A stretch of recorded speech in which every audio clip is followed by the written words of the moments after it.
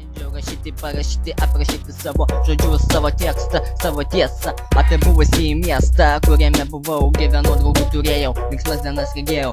Kol atėjo ta diena, ta nelemta, suknista šalta žiema, kada papuoliau čia, sunku buvo tada, nesupratau kodėl atsakymo nėra, jo nebuvo. Seniškių mikrorajonas, urbanistinis peizažas dominuoja tik betonas. Ankstyvės rytas žmonės dirba darbose, tik mažas berniukas vienas liko namuose. Sulaukė progos, kol darbę mama ir tėtis iš virtuvės pasiėmė seną aukštą buretę. Jie nuneša į kambarį prieš veidrodį pastato, jis naudojasi tą rogą, kad jo nieks nemato. Iš sekcijos paėmęs lauko teniso raketę, mažom kojytėm užlipa jis ant taburetės, jis mažom rankutėm pernakentę brauko ir nereikia jam draugų, nereikia eiti į lauką. Jis dainuoja savo dainą, savo kūrybos, toj dainoj pranyksta metafizinės ribos. Jis dainuoja apie tai, ką jis mato per langą, kai tėvas dukrytė dubasinas už langą. Kaimynai jo negali gyventi be baliaus, triukšmo 10 balų pagal Richterio skalę. Jo kiemas tai džiunglės, kuris savo taisyklės, jisai yra tas maulis, kuris supranta jas. Jo dainos jam yra didžiausias ginklas už mūvį, žodžius jisai naudoja kaip kontrolinį šūvį. Jis dainuoja ir jis jaučia, kad jo klauso milijonai ir gerbėjai nuo jo atsakė, kad jie nuo Valerijono.